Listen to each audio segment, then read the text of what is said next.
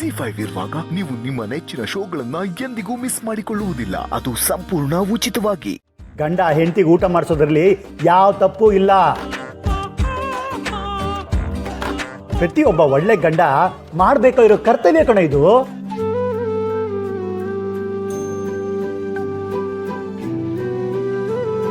ಹೋಗೋ ಊಟ ಮಾಡಿಸೋ. ಏನು ಮುಖ ನೋಡ್ತಿದ್ಯಾ ವಿಶಾಲು, ಹೇಳೆ.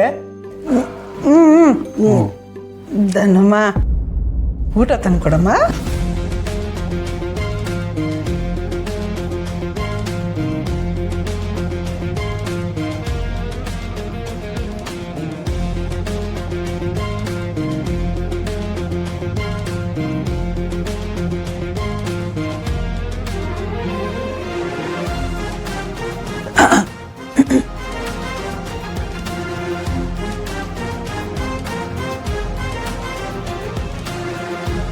ಸುಬ್ರಹ್ಮಣ್ಯ, ತಿನ್ಸಪ್ಪ.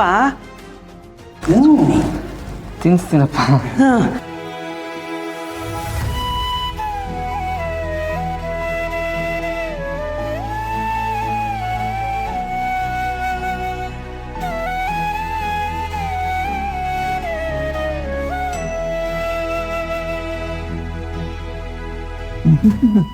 ನನ್ನ ಗಂಡ ಎಷ್ಟು ಬುದ್ಧಿವಂತ ಅಂತ ನನಗೆ ಗೊತ್ತೇ ಇರಲಿಲ್ಲ.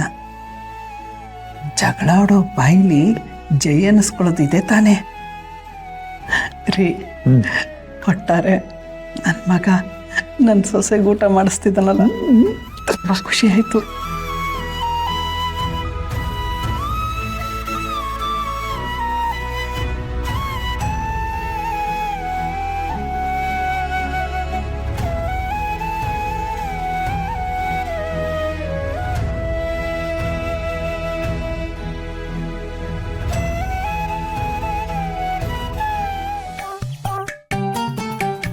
ಆಹಾರ ಪ್ರಿಯರ ತಾಣ ಬಾಳೆ ಎಲೆ ಊಟ. ಆಹಾ, ಶ್ರಾವಣಿ ಅಮ್ಮರೇ, ನಿಮ್ಮಿಬ್ಬರಿಗೂ ಕೊರಿಯರ್ ಬಂದಿದೆ. ಕೊರಿಯರಾ? ಹೂನಪ್ಪ, ತಗೋ. ನಿನ್ನ ಹೆಸರಲ್ಲೊಂದು, ಶ್ರಾವಣಿ ಮರೆ ನಿಮ್ಮ ಹೆಸರಲ್ಲೊಂದು ತಗೊಳ್ಳಿ.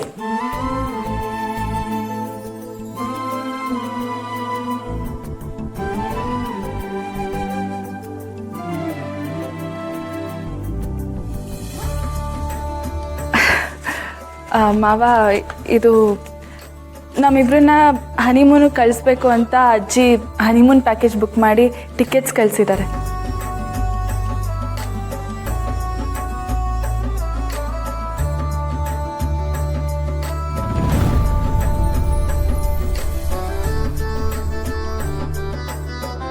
ಇದೇನು ಇದು ಸುಂದರ, ಆಸ್ತಿನೆಲ್ಲ ಬರ್ಸ್ಕೊಂಡು ಹನಿಮೂನ್ ಟಿಕೆಟ್ ಕಳಿಸಿದಾರಲ್ಲೋ.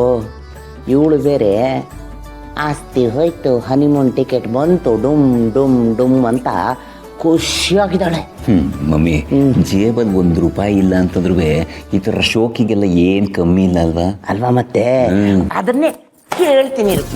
ಓಹೋ, ಏನೋ ಮನೆಯಿಂದ ಹೊರಗೆ 4 ದಿನ ಇದ್ದು ಬರೋದಕ್ಕೆ ಇಷ್ಟೊಂದು ಸಂಭ್ರಮವೇ?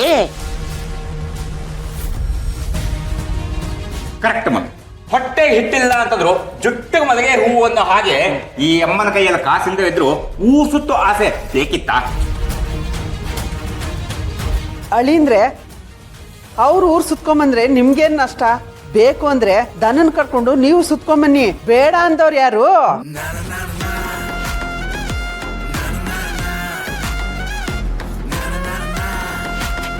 ಸಿಕ್ಕಾಕೊಂಡ್ಲು. ಶ್ರಾವಣಿ ಅಮ್ಮವ್ರಿಗೆ ಸಪೋರ್ಟ್ ಮಾಡಿ ಸಿಕ್ಕಾಕೊಂಡ್ಲು.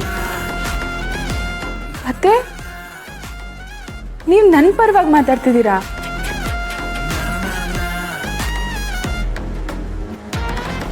ಅಯ್ಯಯ್ಯೋ, ಮಾತಿನ ಬರದಲ್ಲಿ ಶ್ರಾವಣಿ ಅಮ್ಮವ್ರ ಪರವಾಗಿ ಮಾತಾಡ್ಬಿಟ್ನಲ್ಲ. ಸದ್ಯ ದನ ಇಲ್ಲಿಲ್ಲ, ಇದ್ದಿದ್ರೆ ಆಕಾಶ ಭೂಮಿ ಎರಡು ಒಂದು ಮಾಡ್ಬಿಡ್ತಿದ್ಲು. ಅದೇ ಏನಂದ್ರಿ ನೀವು? ಅದು ಅಯ್ಯೋ, ಯಾರು ಎಲ್ಲರೂ ಹೋಗ್ಲಿ, ನಮ್ಗೆ ಯಾಕಪ್ಪ ಅಂತ ಹೇಳಕ್ ಬಂದೆ ಅಷ್ಟೇ. ಹಾಗಂದ್ರು ಮಮ್ಮಿ, ಅತ್ತೆ ಇತ್ತೀಚೆಗೆ ಯಾಕೋ ಶ್ರಾವಣಿ ಕಡೆ ವಾಲ್ತಿದ್ದಾರೆ ಅಂತ ಅನ್ನಿಸ್ತಾ ಇದೆ. ನನಗೂ ಹಂಗೆ ಅನಿಸ್ತಿದೆ.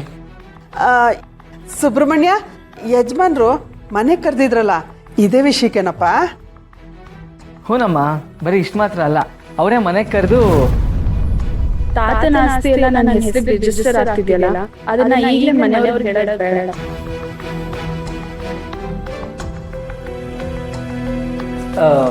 ಮೇಡಮು ಮದುವೆ ಆದಾಗಿಂದ ತವ್ರ ಮನೆಗೆ ಹೋಗಿರ್ಲಿಲ್ವಲ್ಲ, ಅದಕ್ಕೆ ಯಜಮಾನರು ನನ್ನ ಮೇಡಮ್ನ ಬರೋದಕ್ಕೆ ಹೇಳಿ ಮೇಡಮ್ಗೆ ಮಡ್ಲು ತುಂಬ ಶಾಸ್ತ್ರ ಮಾಡಿ ಈ ವಿಷಯ ಎಲ್ಲ ಹೇಳಿದ್ರು.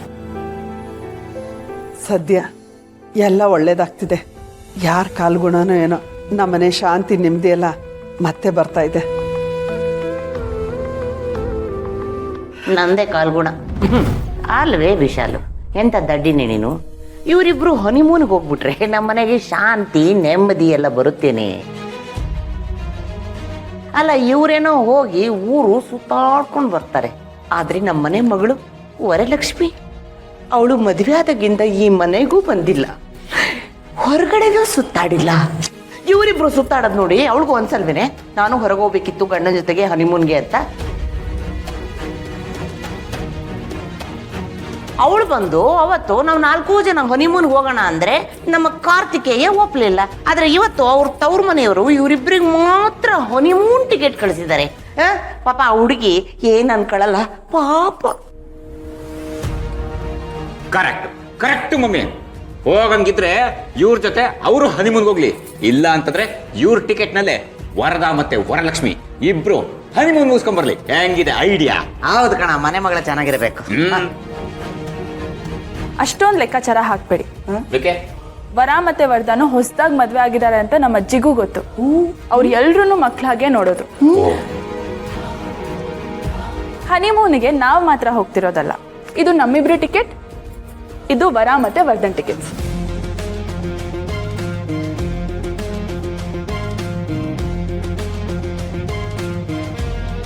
ದೊಡ್ಡಮ್ಮವ್ರದ್ದು ಯಜಮಾನ್ರದ್ದು ದೊಡ್ಡ ಗುಣ.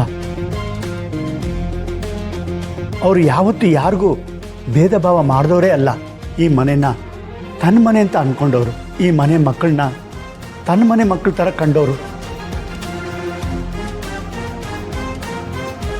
ಸುಬ್ಬು, ಶ್ರಾವಣಿಯಮ್ಮ, ವರ್ಧನ್ನ ವರಲಕ್ಷ್ಮಿನ ಕರ್ಕೊಂಡು ಖುಷಿಯಾಗಿ ಹೋಗಿ ಬನ್ನಿ.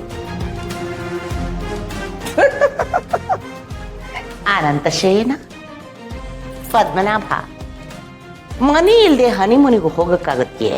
ಇವ್ರು 4 ಜನ ಹನಿಮೂನ್ ಮುಗಿಸ್ಕೊಂಡು ಬರೋದ್ರಲ್ಲಿ ನಾವು ಈ ಮನೆ ಮಾರ್ಕೋಬೇಕಾಗತ್ತೆ.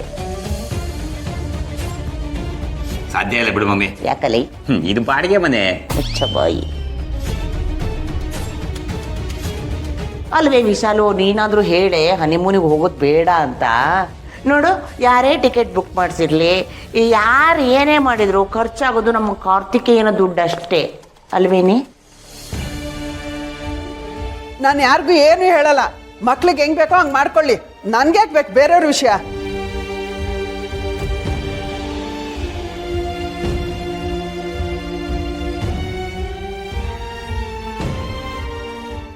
ZEE5 ಆಪ್ ಡೌನ್ಲೋಡ್ ಮಾಡಿ ಎಲ್ಲಾ ಸಂಚಿಕೆಗಳನ್ನು ಸಂಪೂರ್ಣ ಉಚಿತವಾಗಿ ನೋಡಿ.